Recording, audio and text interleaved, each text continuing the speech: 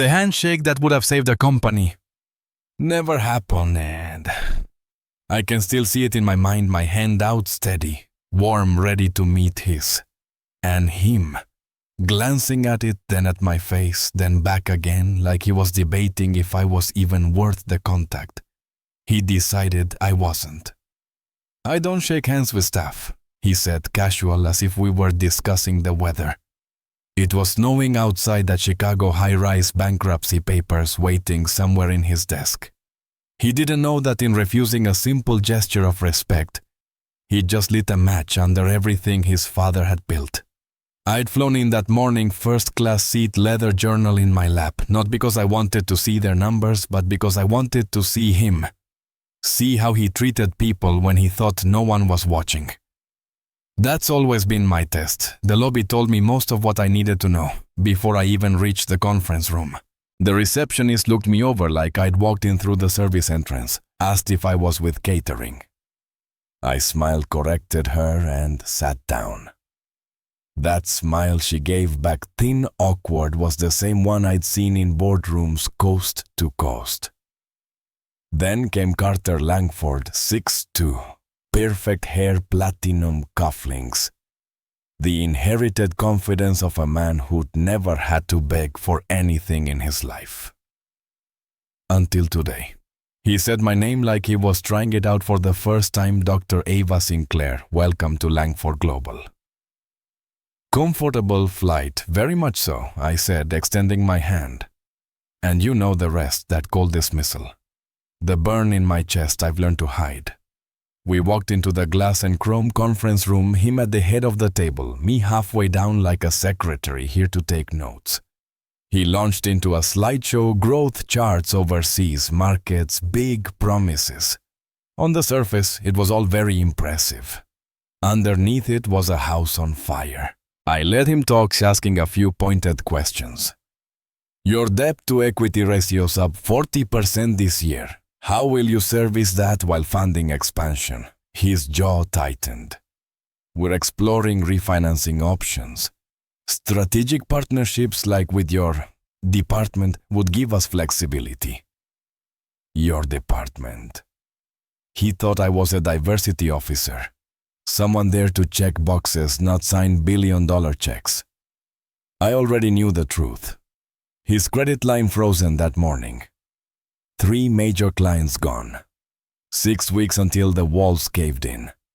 But I wanted to see how far he'd go with the act. Then I asked him about his employees, not headcount people. Names, stories. His eyes went blank like I just asked him for the square root of a poem. So I told him about his people. His assistant Donna, who's been there 15 years raising 2 girls and caring for a mother with Alzheimer's. Luis in the mailroom, saving every dollar for law school. Marisol in accounting, working unpaid overtime for months because her department's drowning. I'd met them all the day before, walking through his offices unannounced. They didn't know who I was, they just talked. About hope, about fear, about feeling invisible. Carter shifted in his seat. "You spoke to staff without authorization." I introduced myself as a potential partner doing due diligence, I said. "They told me the truth. Would you like to hear more?" I saw it then, that flicker of discomfort when a man realizes you've been studying him like a case file. He tried to recover, but I wasn't done. I told him about a young engineer he'd hired and lost in 3 weeks, my godson, after Carter introduced him to clients as a diversity hire. The color drained from his face. For a moment, though, something shifted.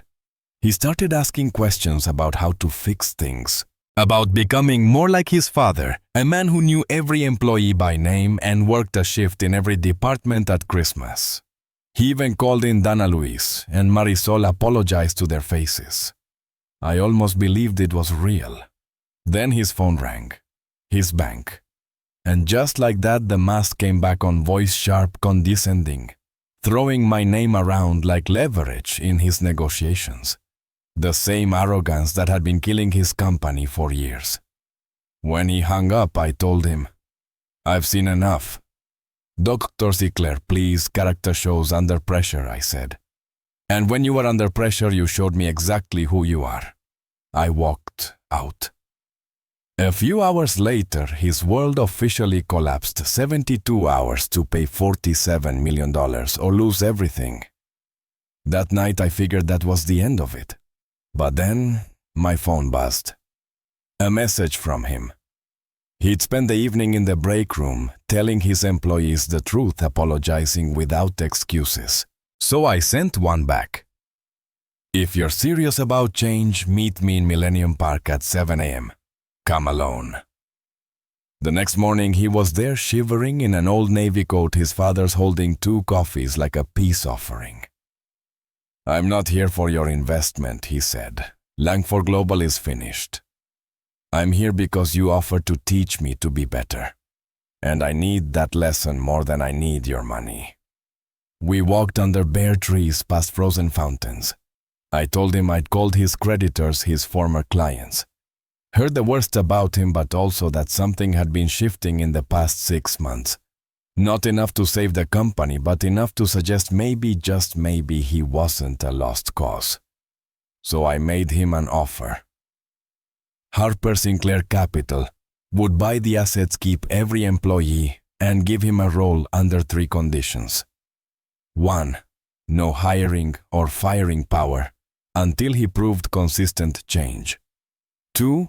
Mandatory leadership training, bias, empathy, the works. 3. An employee board with the authority to fire him if he slipped back. He stared at me like I'd handed him both a lifeline and a set of handcuffs. Why give me this after everything?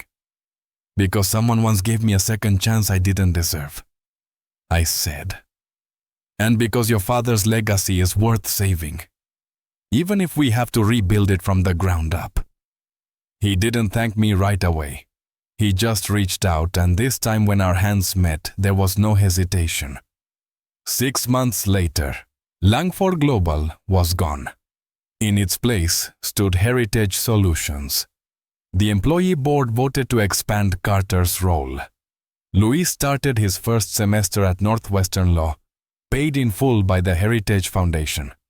Dana finally took a vacation. Marisol's department was fully staffed. And me, I still think about that first non-handshake. How much it cost him, and how close he came to losing not just his company, but himself. So I'll ask you, have you ever seen someone's true character show when the pressure's on? Do you think people like that can really change, or is it just a matter of time before they slip back? Drop your thoughts below. I read everyone. And if you want more stories where the ending might surprise you, you know what to do.